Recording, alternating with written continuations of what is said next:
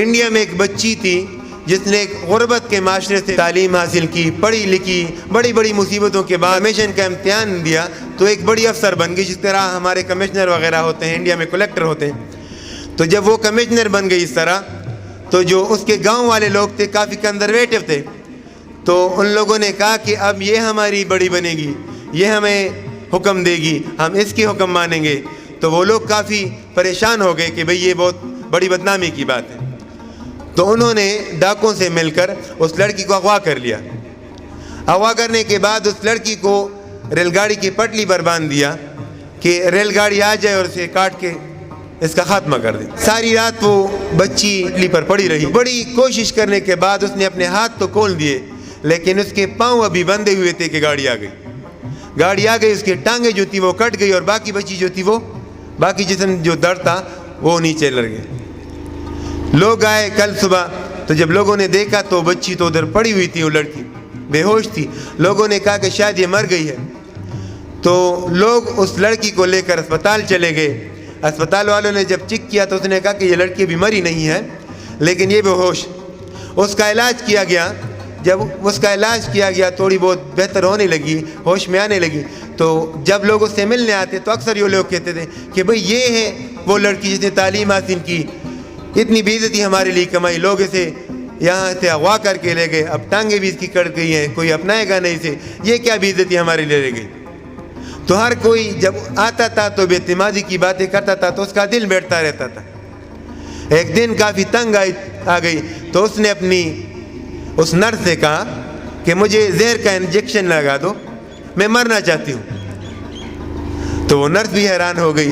وہ جا کر ڈاکٹر سے کہتی ہیں کہ آپ نے جس لڑکی پر اتنا اعتماد کیا اور اس کا اتنا علاج کیا، وہ کہتی ہے کہ میں مرنا چاہتی ہوں، مجھے زہر کا انجیکشن لگایا جائے۔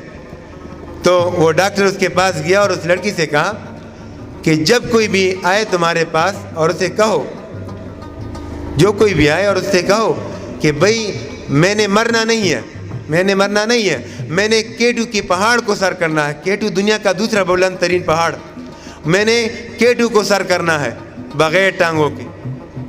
تو ہر کوئی جب آتا تھا تو یہ بچی اس کو یہ جملہ کہتی، تھوڑا اعتماد اس بچی کو ملتا گیا۔ میں اس اعتماد کی بات کرتا ہوں، اس بچی کو تھوڑا بہت اعتماد ملتا گیا۔ باقاعدہ اس لڑکی کو پلاسٹک کی ٹانگیں لگائی گئی۔ جب پلاسٹک کی ٹانگیں اس بچی کو لگائی گئیں اور وہ چلنے کے قابل ہوئی، تو اس بچی نے ڈاکٹر سے کہا کہ بہت اعتماد مجھے ملا ہے، چاہے میں K2 سر نہ کر سکوں، لیکن مجھے اعتماد ملا ہے آگے بڑھنے کا، زندہ رہنے کا، جینے کا۔ تو ڈاکٹر نے اسے کہا کہ نہیں، مجھے تلاش تھی کہ مجھے کوئی ایسا بندہ ملے جس کی دونوں ٹانگیں کٹی ہوئی ہوں اور میں اسے پلاسٹک کی ٹانگیں لگا کر اسے K2 سر کروا سکوں۔ K2 چونکہ بہت بلند پہاڑ ہے اور ٹیمپریچر کافی کم رہتا ہے، ادھر سردی بہت زیادہ ہوتی ہے، تو عام ٹانگیں وہاں پر جم جاتی ہیں۔ تمہاری ٹانگیں جو ہیں وہ پلاسٹک کی ہیں، وہ جمے گی نہیں۔ تو وہ لڑکی جس کی ٹانگیں کٹی ہوئی تھیں اور کبھی وہ چاہتی تھی کہ مجھے انجیکشن لگایا جائے زہر کا اور میں مر جاؤں، اس لڑکی کو اعتماد ملا، سری لنکا کی ایک کمپنی نے اسے اسپانسر کیا اور وہ K2 سر کر کے آئی۔ دیکھیں یہ وہ بچی ہے جس نے کبھی اعتماد کھویا تھا۔ تو ہمارے بچوں میں اعتماد ہونا چاہیے۔ کیا ہونا چاہیے؟ اعتماد ہونا چاہیے، تبھی جا کر وہ ہم کہہ سکتے ہیں کہ ہم K2 کر سکتے ہیں۔ اس بچی میں اعتماد تھا، کبھی وہ مرنا چاہتی تھی، اب اس نے K2 سر کر لیا۔